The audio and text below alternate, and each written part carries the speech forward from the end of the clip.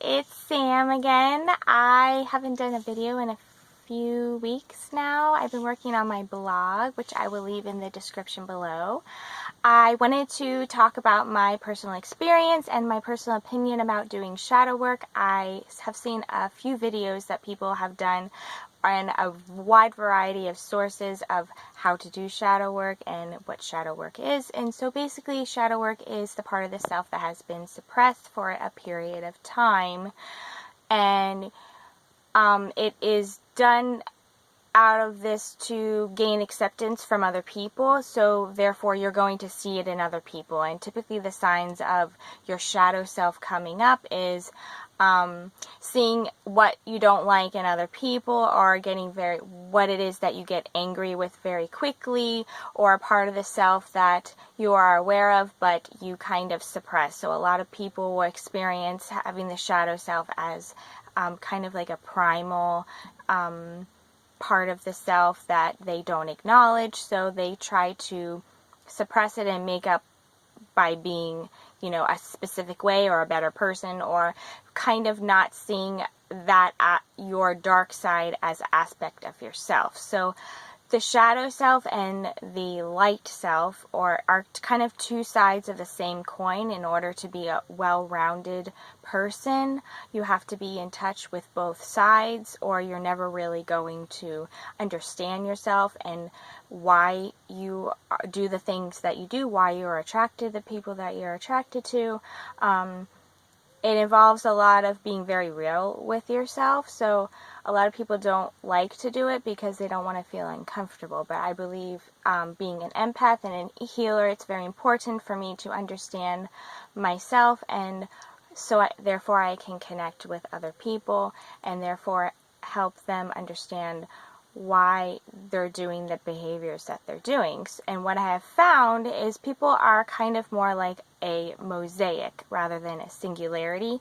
So people are not just, I see people as not just one person. They are kind of several dimensions or several people, and it's kind of like a person being presented themselves as a tree, and you have this branch here, and you have this branch here, and you have this branch here. So all of these branches are connected to the same self. So I did a blog probably like a few days ago about my opinion about sexual orientation, and I do identify myself as lesbian, but I don't view, it's just kind of what I say to people as a social construct, meaning what people can relate to. I don't identify with men. However, I don't believe in sexual orientation because I believe that there are parts to people, just like there are parts to a mosaic that make up a whole. So I don't believe that someone is capable of only liking one thing. I believe that most people have a wide variety, a range of, part of the self is heterosexual, part of the self is homosexual, part of the self is asexual. It's just what resonates with you as a person, and what you really connect to, if you connect more with femininity or masculinity. So with this being said, the shadow self is kind of like an aspect of yourself, and the reason why people don't want to acknowledge it is because they think that this small part of themselves is going to make up the whole tree or your whole self. So what I learned, have been experiencing and seeing with other people, is a lot of times people are in a state of pain because they are not really acknowledging the part of themselves that needs to be acknowledged. Like, for example, say somebody's shadow self is they want to be really thin, and they want to be really beautiful, and they want to have significance, and they want to feel validated and worth. So subconsciously they view fat people as, or overweight people as, someone that is not adequate, that is not worthy, is not beautiful. So naturally, the subconscious is going to pick up on people that are overweight. So therefore, this person that is insecure about themselves are going to see these people naturally around them, and they're going to get more and more constrictive about themselves, because they don't want to see that this overweight person might be successful, but they don't want to acknowledge that you can be overweight and be successful. So that might be like a one part of the self that they might be suppressive. So in this example, having this type of mentality, if I was in this situation, I might ask myself in doing shadow work, okay, I see this person is successful, they are beautiful, and they are overweight. So what part of myself am I not accepting or acknowledging? And it might be a part that I feel that I need to be thin so that I can be beautiful to other people, so therefore I view fat people as someone that's not valuable. Something along those lines. And I try really hard to explain to people like how I think, because I think in terms of like symbology and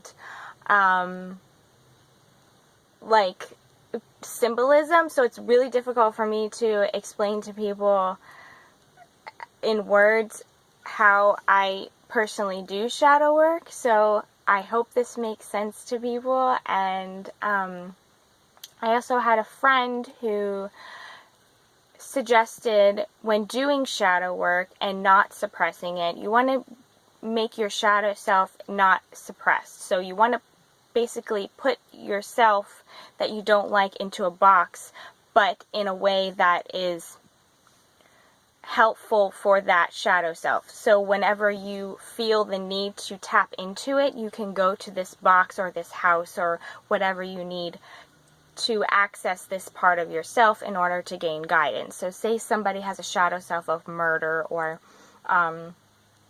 they have a shadow self of having repressed anger, and then they start to feel themselves getting really angry. You have the capability to access your shadow self in a way that is beneficial. When you start to see yourself getting angry or feel yourself getting really angry, you have the ability to say, okay, I'm getting angry, and look through the perception of anger and say, okay, I'm really angry. How can this benefit me, or why am I getting angry? That's kind of like what I did along my journey. I had a lot of flashbacks, especially when I was around people that were very triggering to me. And if you don't know my backstory, I think the last video I did, that's kind of like my background, where I came from. So I've had like a lot of issues with trusting people, and typically a lot of flashbacks. So I've done a lot of shadow work to be able to create this integration where it's more of shining a light bulb into this self that I don't like. It enables me to be see myself as a different person, and not more as a singularity, but more as like a mosaic, if that makes any sense to you guys. So I hope this video helped anybody. I like to say that in all my videos, because I do videos because I really feel a calling to have my opinion on how I see the world, because I understand that it's very different from people, and I want to help people understand like their worth and their value, and how that they have a place in this world. And my goal is to help as many people as possible with my story and the way that I see the world, in hopes that it will help someone and therefore limit the suffering in the world, which is ultimately my goal. Is I believe there is so much suffering in the world, and instead of being sad about it, I use a lot of my pain to help people so that there isn't so much pain in the world. So I hope you guys have a beautiful day, and I will see you next time, and thank you so much for watching. Bye.